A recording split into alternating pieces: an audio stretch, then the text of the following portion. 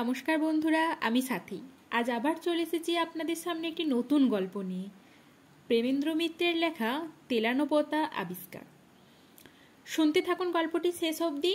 আর ভালো লাগলে অবশ্যই আমার চ্যানেলটি লাইক দিয়ে এবং সাবস্ক্রাইব করে আমার পাশে থাকবেন। শনি ও মঙ্গলে হবে বোধ হয়। যোগাযোগ হলে তেলানোপতা আপনারাও একদিন আবিষ্কার করতে পারেন।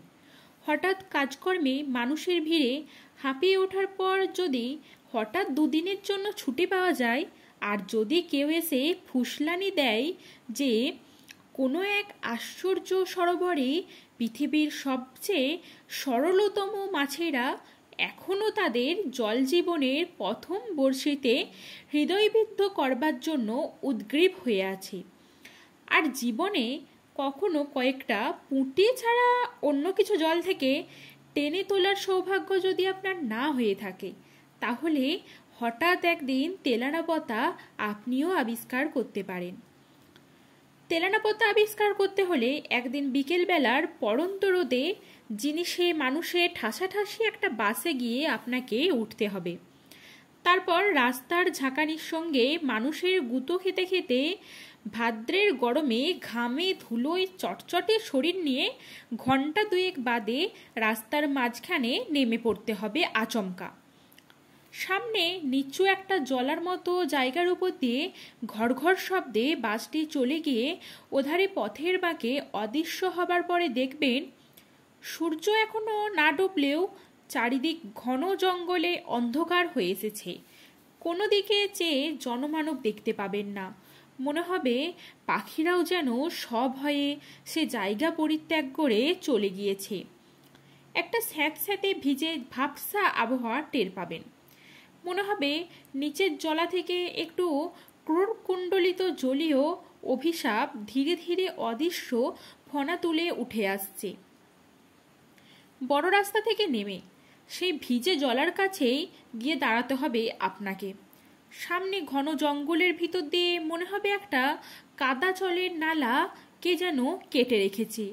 সে নালার মতো রেখাও কিছু দূরে গিয়ে দুধারে বাঁশঝাড় আর বড় বড় ঝাঁকড়া গাছের মধ্যে হারিয়ে গেছে। তেলানোপতা আবিষ্কারের জন্য আরও দুজন বন্ধু ও সঙ্গী আপনার সঙ্গে থাকা উচিত। তারা হয়তো আপনার মতো ঠিক মৎস্যলুব্ধ নয়, তবু এ অভিযানে তারা এসেছে কে জানে কোন অভিসন্ধিতে। তিনজনে মিলে তারপর সামনে নালার দিকে উৎসুকভাবে চেয়ে থাকবেন। মাঝে মাঝে পা ঠুকে মশাদের ঘনিষ্ঠতায় বাধা দেবার চেষ্টা করবেন এবং সপ্রশ্ন দৃষ্টিতে ওর মুখের দিকে চাইবেন।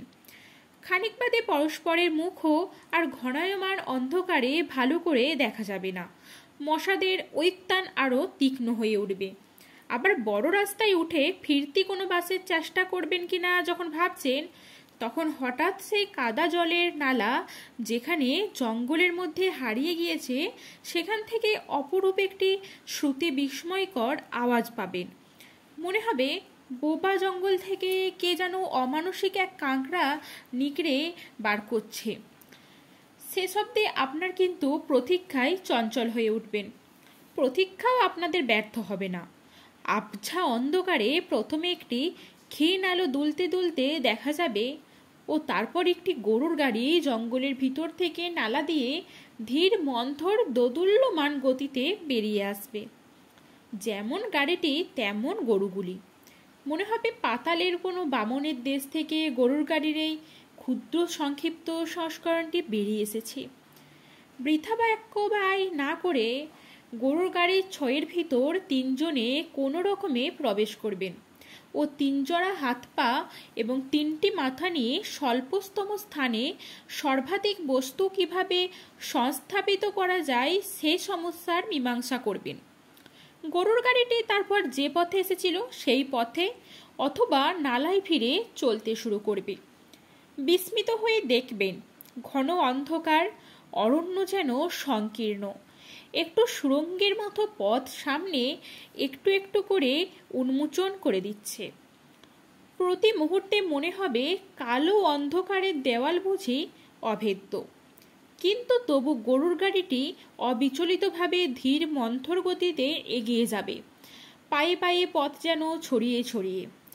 কিছুক্ষণ হাত পা ও মাথার যথোচিত সংস্থান বিপর্যস্ত হবার সম্ভাবনায় বেশ একটু অস্বস্তি বোধ করবেন। বন্ধুদের সঙ্গে ক্ষণে ক্ষণে অনিচ্ছাকৃত সংঘর্ষ বাঁধবে। তারপর ধীরে ধীরে বুঝতে পারবেন চারিধারের গাঢ় অন্ধকারে চেতনার শেষ অন্তরীপটিও নিমজ্জিত হয়ে গিয়েছে। মনে হবে পরিচিত পৃথিবীকে দূরে কোথাও ফেলে এসেছেন।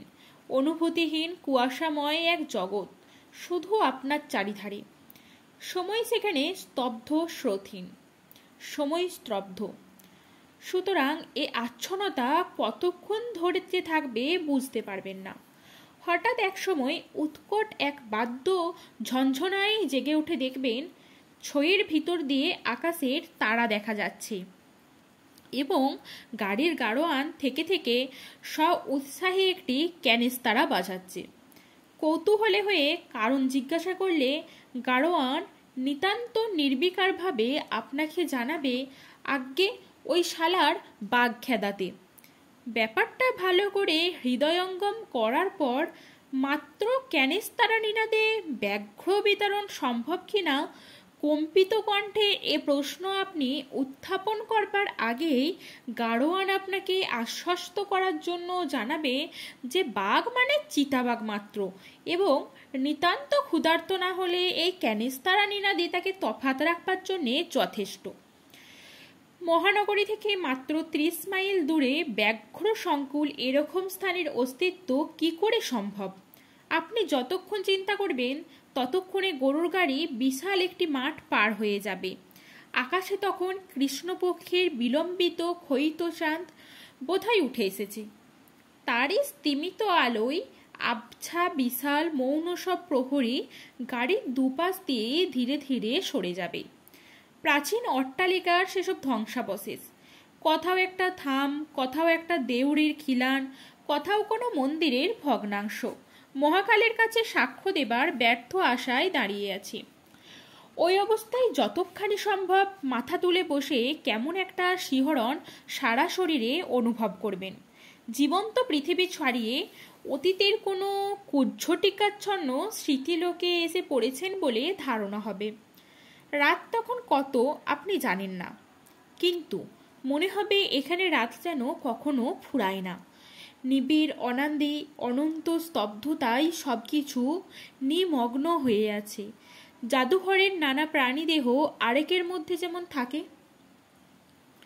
2-3 বার মোড় ঘুরে গরুর গাড়ি এবার এক জায়গায় এসে থামবে। হাত পাগুলো নানা স্থান থেকে কোনো রকমে কুড়িয়ে সংগ্রহ করে কাঠের পুতুলের মতো আড়ষ্টভাবে আপনারা একে একে নামবেন। একটা কটু গন্ধ অনেকক্ষণ ধরেই আপনাদের অভ্যর্থনা করছে। বুঝতে পারবেন সেটা পুকুরের পানা পচার গন্ধ। অর্ধস্ফুট চাঁদের আলোয় তেমন একটি নাতি ক্ষুদ্র পুকুর সামনেই চোখে পড়বে। তারই পাশে বেশ বিশাল আয়তন একটি জীর্ণ অট্টালিকা, ভাঙা ছাদ, ধসে পড়া দেওয়াল ও চক্ষুহীন কটরের মতো পাল্লাহীন জানালা নিয়ে নবোদিত চাঁদের বিরুদ্ধে দুর্গ প্রাকারের মতো দাঁড়িয়ে আছে। এই ধ্বংসাবশেষেরই একটি অপেক্ষাকৃত বাসযোগ্য ঘরে আপনাদের থাকার ব্যবস্থা করে নিতে হবে। কথা থেকে গাড়োয়ান একটি ভাঙা লণ্ঠন নিয়ে এসে ঘরে বসিয়ে দেবে, সেই সঙ্গে এক কলসি জল। ঘরে ঢুকে বুঝতে পারবেন বহু যুগ পরে মনুষ্য জাতির প্রতিনিধি হিসাবে আপনারাই সেখানে প্রথম পদার্পণ করেছেন। ঘরের ঝুল ঝঞ্ঝাল ও ধুলো হয়তো আগে কখনো পরিষ্কার করার ব্যর্থ চেষ্টা করে গিয়েছে। ঘরের অধিষ্ঠাত্রী আত্মা যে তাতে ক্ষুব্ধ, একটি অস্পষ্ট ভাবসা গন্ধে তার প্রমাণ পাবেন। সামান্য চলাফেরায় ছাদ ও দেয়াল থেকে জীর্ণ পলস্তারা সেই রুষ্ট আত্মার অভিশাপের মতো থেকে থেকে আপনাদের উপর বর্ষিত হবে। 2-3টে চামচিকি ঘরের অধিকার নিয়ে আপনাদের সঙ্গে সমস্ত রাত বিবাদ করবে। তেলানোপোতা আবিষ্কারের জন্য আপনার 2টি বন্ধুর একজন পানরসিক ও অপরজনের নিদ্রাবিলাসী কুম্ভকর্ণের দোসর হওয়া দরকার। ঘরে পৌঁছেই মেঝের উপর কোনো রকমে শতরঞ্জির আবরণ পড়তে না পড়তে একজন তার উপর নিজেকে বিস্তৃত করে নাসিকাধ্বনি করতে পারবেন, অপরজন পানপাত্রে নিজেকে নিমজ্জিত করে দেবেন। রাত বাড়বে, ভাঙা লণ্ঠনের কাঁচের চিমনি ক্রমশ গাঢ়ভাবে কালিমালিপ্ত হয়ে ধীরে ধীরে অন্ধ হয়ে যাবে। কোনো রহস্যময় বেতার সংকেতে খবর পেয়ে সে অঞ্চলের সমস্ত সমর্থ সাবালক মশা নবগতদের অভিনন্দন জানাবে ও তাদের সঙ্গে শোণিত সম্বন্ধ স্থাপন করতে আসবে। আপনি বিচক্ষণ হলে দেওয়ালে ও গায়ে বসবার বিশিষ্ট ভঙ্গি দেখে বুঝবেন তারা মশাদের মধ্যে সবচেয়ে বড় কুলীন, ম্যালেরিয়া দেবীর অদ্বিতীয় বাহন অ্যানোফিলিস। আপনার দুই বন্ধু তখন দুই কারণে অচেতন। ধীরে ধীরে তাই শয্যা পরিত্যাগ করে উঠে দাঁড়াবেন। তারপর গুমোট গরম থেকে একটু পরিত্রাণ পাওয়ার জন্য টর্চটি হাতে নিয়ে ভগ্নপ্রায় সিঁড়ি দিয়ে ওপরের ছাদে উঠবার চেষ্টা করবেন। প্রতি মুহূর্তে কোথাও ইট, কোথাও বা টালি খসে পড়ে ভূপতিত হওয়ার বিপদ আপনাকে নিরস্ত করার চেষ্টা করবে। তবু কোনো দুর্বার আকর্ষণে সমস্ত অগ্রাহ্য করে আপনি উপরে না উঠে পারবেন না। ছাদে গিয়ে দেখবেন অধিকাংশ জায়গাতে অলিসা ভেঙে ধূলিসাৎ হয়েছে। ফাটলে ফাটলে অরণ্যের পঞ্চম বাহিনী ষড়যন্ত্রের শিকড় চালিয়ে ভেতর থেকে এই অট্টালিকার ধ্বংসের কাজ অনেকখানি এগিয়ে রেখেছে। তবু কৃষ্ণপক্ষের ক্ষীণ চাঁদের আলোয় সমস্ত কেমন অপরূপ মোহময় মনে হবে খানিকক্ষণ চেয়ে থাকলে এই মৃত্যু সুষুপ্তিমগ্ন মায়াপুরীর কোনো গোপন প্রকোষ্ঠে বন্দিনী রাজকুমারী সোনার কাঠির উপর কাঠি পাশে নিয়ে যুগান্তের গাঢ় তন্দ্রায় অচেতন, তা যেন আপনি টের পাবেন। সেই মুহূর্তে আদুরে সংকীর্ণ রাস্তার ওপারে একটি ভগ্নস্তূপ বলে যা মনে হয়েছিল তারই একটি জানলায় একটি আলোর ক্ষীণ রেখা আপনার চোখে পড়বে। সেই আলোর রেখা আড়াল করে একটি রহস্যময় ছায়ামূর্তি সেখানে এসে দাঁড়াবে। গভীর নিশীথ রাত্রে কে যে এই বাতায়নবর্তিনী, কেন যে তার চোখে ঘুম নেই, আপনি ভাববার চেষ্টা করবেন, কিন্তু কিছুই বুঝতে পারবেন না। খানিক বাদে মনে হবে সবই বুঝি আপনার চোখের ভ্রম। বাতায়ন থেকে সে ছায়া সরে গিয়েছে, আলোর ক্ষীণ রেখা দেখা গিয়েছে মুছে। মনে হবে এই ধ্বংসপুরীর অতল নিদ্রা থেকে একটি স্বপ্নের বুদবুদ ক্ষণিকের জন্য জীবনের জগতে ভেসে ওঠে, আবার মিলিয়ে গিয়েছে। আপনি আবার সন্তর্পণে নিচে নেমে আসবেন এবং কখন এক সময়ে দুই বন্ধুর পাশে একটু জায়গা করে ঘুমিয়ে পড়বেন জানতে পারবেন না। যখন জেগে উঠবেন তখন অবাক হয়ে দেখবেন এই রাত্রির দেশেও সকাল হয়। পাখির কলরবে চারিদিক ভরে যায়। আপনার আসল উদ্দেশ্য আপনি নিশ্চয়ই বিস্মিত হবেন না। একসময় ষোড়শোপচার আচরণ নিয়ে মৎস্য আরাধনার জন্য শ্যাওলা ঢোকা ভাঙা ঘাটের একটি ধারে বসে গুড়ে পানায় সবুজ জলের মধ্যে যথোচিত নৈবেদ্য সমেত বড়শি নামিয়ে দেবেন। বেলা বাড়বে। ওপারের ঝুঁকে পড়া একটা বাঁশের ডগা থেকে একটা মাছরাঙা পাখি ক্ষণে ক্ষণে আপনাকে যেন উপহাস করবার জন্যই বাতাসে রঙের ঝিলিক বুলিয়ে পুকুরের জলে ঝাঁপিয়ে পড়বে ও সার্থক শিকারের উল্লাসে আবার বাঁশের ডগায় ফিরে গিয়ে দুর্বোধ্য ভাষায় আপনাকে বিদ্রূপ করবে। আপনাকে সন্ত্রস্ত করে একটা মোটা লম্বা সাপ ভাঙা ঘাটের কোনো ফাটল থেকে বেরিয়ে ধীর অঞ্চল গতিতে পুকুরটা সাঁতরে পার হয়ে ওধারে গিয়ে উঠবে। দুটো ফড়িং পাল্লা দিয়ে কাচের পুতুলের মতো আপনাকে পাখা নেড়ে ফাতনাটার ওপরে বসবার চেষ্টা করবে ও থেকে থেকে উদাস ঘুঘুর ডাকে আপনি আনমনা হয়ে যাবেন। তারপরে হঠাৎ জলের শব্দে আপনার চমক ভাঙবে। নিথর জলে ঢেউ উঠেছে। আপনার ছিপের ফাতনা মৃদুমন্দভাবে তাতে দুলছে। ঘাড় ফিরিয়ে দেখবেন একটি মেয়ে পিতলের ঝকঝকে কলসিতে পুকুরের পানা ঢেউ দিয়ে সরিয়ে জল ভরছে। মেয়েটির চোখে কৌতূহল আছে, কিন্তু গতিবিধিতে সলজ্জ আড়ষ্ঠতা নেই। সোজাসুজি সে আপনার দিকে তাকাবে, আপনার ফাতনা লক্ষ্য করবে, তারপর আবার মুখ ফিরিয়ে কলসিটা কোমরে তুলে নেবে। মেয়েটি কোন বয়সের আপনি বুঝতে পারবেন না। তার মুখের শান্ত করুণ গাম্ভীর্য দেখে মনে হবে জীবনের সুদীর্ঘ নির্মম পথ সে পার হয়ে এসেছে। তার ক্ষীণ দীর্ঘ অপুষ্ট শরীর দেখলে মনে হবে কৈশোর অতিক্রম করে যৌবনে উত্তীর্ণ হওয়া তার যেন স্থগিত হয়ে আছে। কলসি নিয়ে চলে যেতে যেতে ফিরে তাকিয়ে মেয়েটি হঠাৎ বলবে, বসে আছেন কেন, টান দিন। সে কণ্ঠ এমন শান্ত, মধুর ও গম্ভীর যে এভাবে আপনা থেকে অপরিচিতের সঙ্গে কথা বলা আপনার মোটেই অস্বাভাবিক ঠেকবে না। শুধু আকস্মিক চমকের দরুন বিহ্বল হয়ে ছিপে টান দিতে আপনি ভুলে যাবেন। তারপর ডুবে যাওয়া ফাতনা আবার ভেসে উঠবার পর ছিপ তুলে দেখবেন বড়শিতে টোপ আর নেই। একটু অপ্রস্তুতভাবে মেয়েটির দিকে আপনাকে এবার তাকাতেই হবে। সেও মুখ ফিরিয়ে শান্ত ধীর পদে ঘাট ছেড়ে চলে যাবে।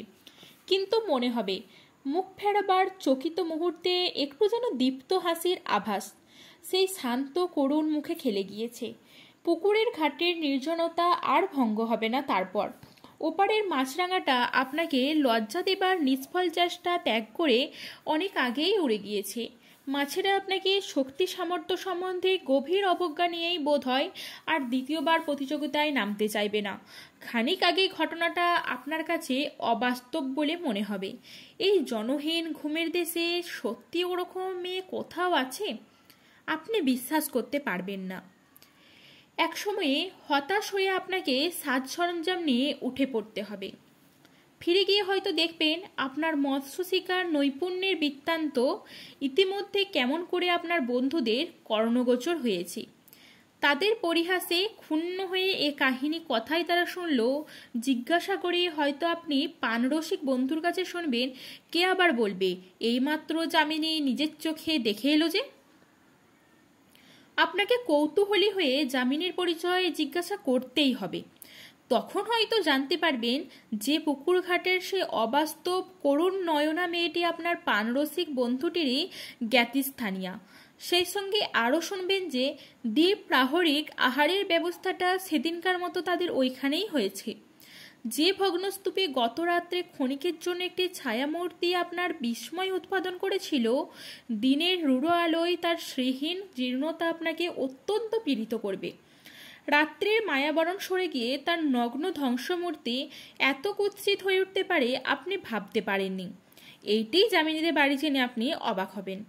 এই বাড়িরই একটি ঘরে আপনাদের হয়তো আহারের ব্যবস্থা হয়েছে। আয়োজন যৎসামান্য। হয়তো যামিনী নিজেই পরিবেশন করছে। মেয়েটির অনাবশ্যক লজ্জা বা আড়ষ্ঠতা যে নেই আপনি আগেই লক্ষ্য করেছেন।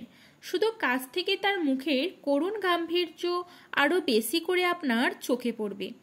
এই পরিত্যক্ত বিস্তীর্ণ জনহীন লোকালয়ের সমস্ত মৌন বেদনা যেন তার মুখে ছায়া ফেলেছে।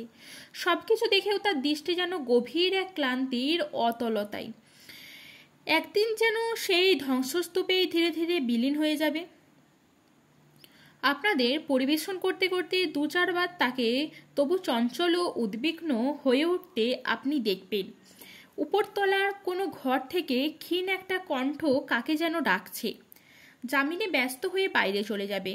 প্রত্যেকবার ফিরে আসবার সঙ্গে তার মুখে বেদনার ছায়া যেন আরও গভীর হয়ে উঠেছে।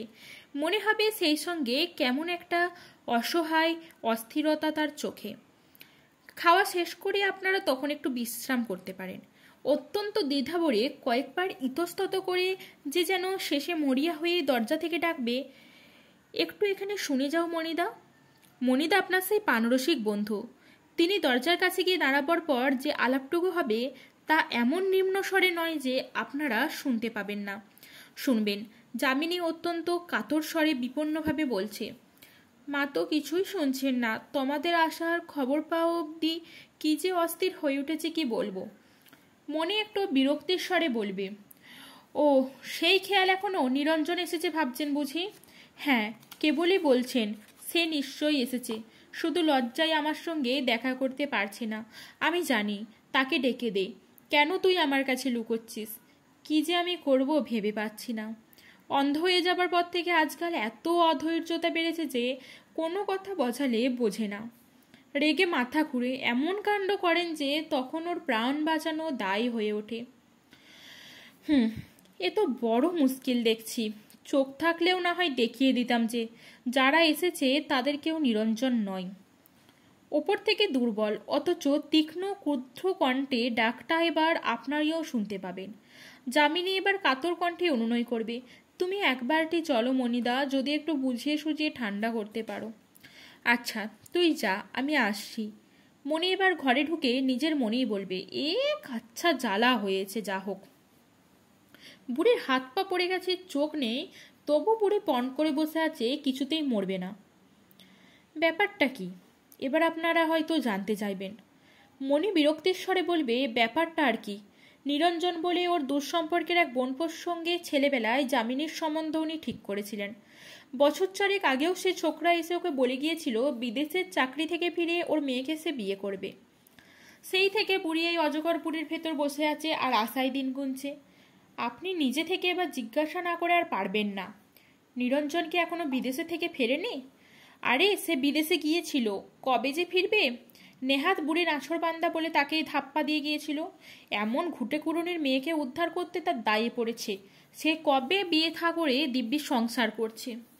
কিন্তু সে কথা ওকে বললে বিশ্বাসই করবেন না। আর বিশ্বাস যদি করেন তাহলে এখনই তো দম ছুটে অক্কা। কে মিছিমিছি পাতকের ভাগী হবে? যামিনী নিরঞ্জনের কথা জানে, তা আর জানে না, কিন্তু মায়ের কাছে বলবার তার উপায় নেই। যাই হোক, কর্মভোগ সেরে আসি বলে মনি সিঁড়ির দিকে পা বাড়াবে। সেই মুহূর্তে নিজের অজ্ঞাত সারি আপনাকে হয়তো উঠে দাঁড়াতে হবে। হঠাৎ হয়তো বলে ফেলবেন, চলো আমিও যাব। তুমি যাবে? মনি ফিরে দাঁড়িয়ে সবিস্ময়ে নিশ্চয়ই আপনার দিকেই তাকাবে। হ্যাঁ, কোনো আপত্তি আছে গেলে? না, আপত্তি কিসের বলে বেশ বিমূঢ়ভাবে মনি আপনাকে পথ দেখিয়ে নিয়ে যাবে। সংকীর্ণ অন্ধকার ভাঙা সিঁড়ি দিয়ে যে ঘরটিতে আপনি পৌঁছাবেন, মনে হবে উপরে নয়, মাটির তলা সুড়ঙ্গেই বুঝি তার স্থান। একটি মাত্র জানলা, তাও বন্ধ। বাইরের আলো থেকে সে প্রথমে আপনার চোখে সবই ঝাপসা ঠেকবে। তারপর টের পাবেন প্রায় ঘরজোড়া একটি ভাঙা তক্তা বসে ছিন্ন কন্থা জড়িত একটি শীর্ণ কঙ্কালসার মূর্তি শুয়ে আছে। তক্তাপোষের একপাশে যামিনী পাথরের মূর্তির মতো দাঁড়িয়ে। আপনাদের পদশব্দ শুনে সেই কঙ্কালের মধ্যেও যেন চাঞ্চল্য দেখা দেবে। কে, নিরঞ্জন এলি? অভাগী মাসিকে এতদিনে মনে পড়ল বাবা? তুই আসবি বলে প্রাণটা যে আমার কণ্ঠায় এসে আটকে আছে। কিছুতেই যে নিশ্চিন্তে হয়ে মরতে পারছিলাম না। এবার তো আর অমন করে পালাবি না? মনি কি যেন বলতে যাবে, তাকে বাধা দিয়ে আপনি হঠাৎ করে বলবেন, না মাসিমা, আর পালাবো না। মুখ না তুলেও মনির বিমূঢ়তা ও আর একটি স্থানুর মতো মেয়ের মুখে স্তম্ভিত বিস্ময় আপনি যেন অনুভব করতে পারবেন। কিন্তু কোনো দিকে তাকাবার অবসর আপনার থাকবে না। দৃষ্টিহীন দুটি চোখের কোটরের দিকে আপনি তখন নিস্পন্দ হয়ে রুদ্ধ নিঃশ্বাসে চেয়ে আছেন। মনে হবে সেই শূন্য কোটরের ভিতর থেকে অন্ধকারের দুটি কালো শিখা বেরিয়ে এসে যেন আপনার সর্বাঙ্গ লেহন করে পরীক্ষা করছে। কটি স্তব্ধ মুহূর্ত ধীরে ধীরে সময়ের সাগরে শিশির বিন্দুর মতো ঝরে পড়ছে। তখন আপনি অনুভব করবেন, তারপর শুনতে পাবেন, আমি জানতাম তুই না এসে পারবি না বাবা, তাই তো এমন করে এই প্রেতপুরী পাহারা দিয়ে দিন গুনছি। বৃদ্ধা কথা বলে হাঁপাবেন। চকিতে এবার জামিনের উপর দৃষ্টি পলিয়ে নিয়ে আপনার মনে হবে বাইরের কঠিন মুখোশের অন্তরালে তার মধ্যেও কথাই যেন কি ধীরে ধীরে গলে যাচ্ছে, ভাগ্য ও জীবনের বিরুদ্ধে। গভীর হতাশার উপাদানে তৈরি এক সুদৃঢ় শপথের ভিত্তি আলগা হয়ে যেতে আর বুঝি দেরি নেই। বৃদ্ধা আবার বলবেন, যামিনীকে নিয়ে তুই সুখী হবি বাবা। আমার পেটে হয়েছে বলে আমি বলছি না, এমন হয় না। শোকে তাপে বুড়ো হয়ে মাথার ঠিক নেই। রাত দিন খিটখিট করে মেয়েটাকে যে কত যন্ত্রণা দিই তা কি আমি জানি না? তবু ওর মুখে রা নেই। এই শ্মশানের দেশ, 10টা বাড়ি খুঁজলে একটা পুরুষ মেলে না। আমার মতো ঘাটের মরারা শুধু ভাঙা ইট আঁকড়ে এখানে সেখানে ধুঁকছে। এর মধ্যে একাধারে মেয়ে পুরুষ হয়েও কি না করছে? একান্ত ইচ্ছা সত্ত্বেও চোখ তুলে একটিবার তাকাতে আপনার সাহস হবে না। আপনার নিজের চোখের জল বুঝিয়ে আর গোপন রাখা যাবে না। বৃদ্ধা একটি ছোট্ট নিঃশ্বাস ফেলে বলবেন, যামিনীকে তুই নিবি তো বাবা? তোর শেষ কথা না পেলে আমি তো মরেও শান্তি পাবো না। ধরা গলায় আপনি তখন শুধু বলতে পারবেন, আমি তোমায় কথা দিচ্ছি মাসিমা, আমার কথার নড়চড় হবে না। তারপর বিকালে আবার গরুর গাড়ি দরজায় এসে দাঁড়াবে। আপনারা তিনজনে একে একে তাতে উঠবেন। যাবার মুহূর্তে গাড়ির কাছে এসে দাঁড়িয়ে আপনার সেই করুণ দুটি চোখ তুলে যামিনী শুধু বলবে, আপনার ছিপটিপ যে পড়ে রইল। আপনি হেসে বলবেন, থাক না, এবারে পারিনি বলে তেলেনাপোতার মাছ কি বারবার ফাঁকি দিতে পারবে?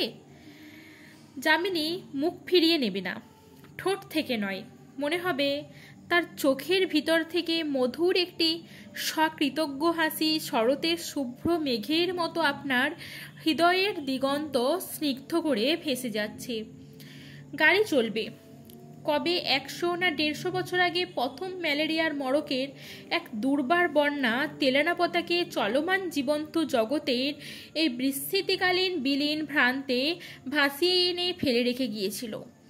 আপনার বন্ধুরা হয়তো সেই আলোচনা করবে, সেসব কথা ভালো করে আপনার কানে যাবে না।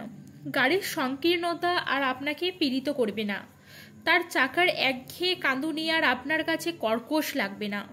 আপনি শুধু নিজের হৃদস্পন্দনে একটি কথাই বারবার ধ্বনিত হচ্ছে শুনবেন, ফিরে আসবো, ফিরে আসবো।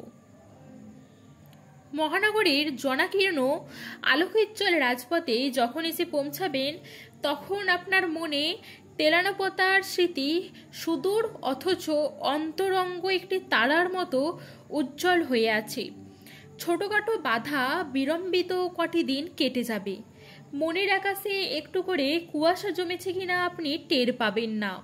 তারপর যেদিন সমস্ত বাধা অপসারিত করে তেলানাপোতায় ফিরে যাবার জন্য আপনি প্রস্তুত হবেন, সেদিন হঠাৎ মাথার যন্ত্রণায় ও কম্প দেওয়া শীতে লেপ তোষক মুড়ি দিয়ে আপনাকে শুতে হবে। থার্মোমিটারের পারা জানাবে 105 ডিগ্রি। ডাক্তার এসে বলবে, ম্যালেরিয়াটি কোথা থেকে বাগালেন? আপনি শুনতে শুনতে জ্বরের ঘোরে আচ্ছন্ন হয়ে যাবেন। বহুদিন বাদে অত্যন্ত দুর্বল শরীর নিয়ে যখন বাইরের আলো হাওয়ায় কম্পিত পদে এসে বসবেন, তখন দেখবেন নিজের অজ্ঞাতসারে দেহ ও মনের অনেক ধোয়া মোছা ইতিমধ্যে হয়ে গিয়েছে। অস্ত যাওয়া তারার মতো তেলানাপোতার স্মৃতি আপনার কাছে ঝাপসা একটা স্বপ্ন বলে মনে হবে। মনে হবে তেলানাপোতা বলে কথাও সত্যিই কিছু নেই। গম্ভীর কঠিন যার মুখ আর দৃষ্টি যার সুদূর ও করুণ, ধ্বংসপুরীর ছায়ার মতো সেই মেয়েটি হয়তো আপনার কোনো দুর্বল মুহূর্তের অবাস্তব কুয়াশার কল্পনা মাত্র। একবার ক্ষণিকের জন্য আবিষ্কৃত হয়ে তেলানাপোতা আবার চিরন্তন রাত্রির অতলতায় নিমগ্ন হয়ে যাবে।